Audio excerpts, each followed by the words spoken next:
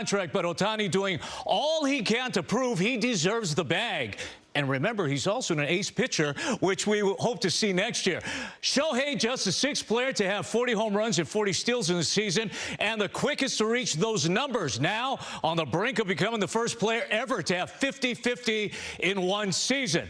After Ohtani opened the game with a double, he promptly steals third for his 50th stolen base of the season. He would later score the game's first run on a sac fly.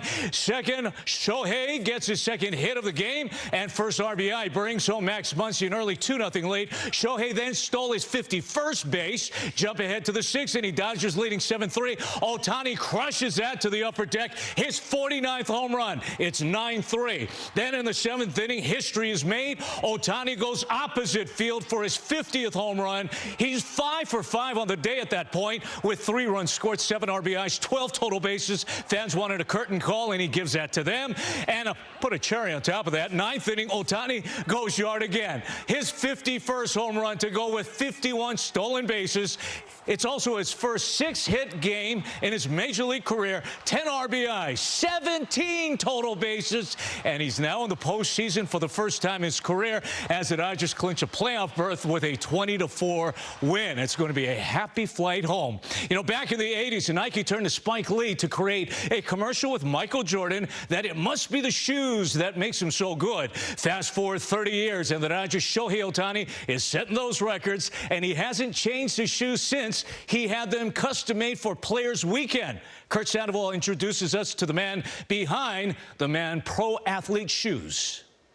This painter is unlike one you've ever met. It's like if you take everything that you think about painting and you throw it out the window, because like when you paint your room in your house or the walls, you're trying to put thick paint, you're trying to get even strokes. Shoes the exact opposite. It was 14 years ago, Marcus Rivero painted a pair of shoes for a girlfriend for Valentine's Day. 20 hours later, a career was born. She loved them, put them on social media. Next thing you know, friends were like, hey, my dad's a Yankee fan, or my daughter's having an Elmo party. Marcus lives in Miami, and a former Dolphins player, defensive back Nolan Carroll, saw the shoes, and suddenly business was off and running. An hour before the game, I'm getting a phone call, and it's Marshawn Lynch. In Marshawn Lynch fashion, speaking just like you can imagine him to speak, calls me, he's like, hey man, it's Marshawn Lynch. I'm like, oh my gosh. Sure enough, I do a whole bunch of shoes. I end up doing a pair for Marshawn that gets us into crazy trouble. In 14 years, he's made thousands upon thousands of custom painted shoes for pro athletes across the globe.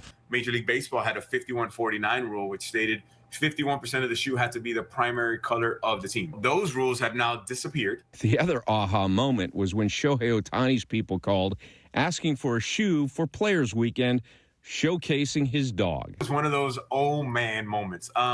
They're like, make it mostly white, a little blue, but the dog is the focus. So that's what we did. We put 2 pictures on the outer ankle bones.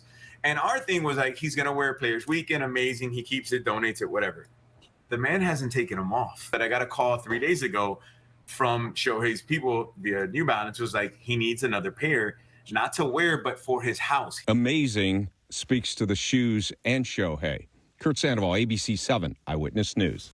Oh, Curtis, thanks very much. What perfect timing for that story. And a lot of people are wondering, all right, what goes to Cooperstown? His shoes, his jersey, his even, you know, the stuff he wears on his arms and this and that. What goes to Cooperstown? The bat, yeah. of course. And the big question, where is the 50 home run ball?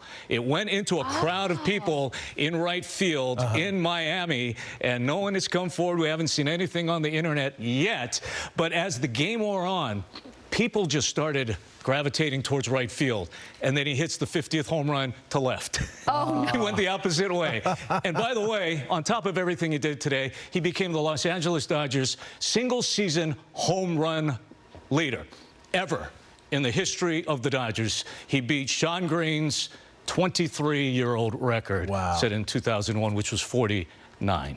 Wow. Now That he's is 51. so impressive. Yeah, he's just doing it all. So can he do the 55 and 55? Well, there's 9 games left. I wouldn't, doubt him. Yeah. All right. Okay, Rob guys. Fukuzaki, thank We'll you. be watching. Thank you, guys. Thanks. A special exhibit is open at the Grammy Museum in Los Angeles. It showcases the rich history of the Latin Grammys. Eyewitness News reporter Annabelle Munoz was able to get a sneak peek.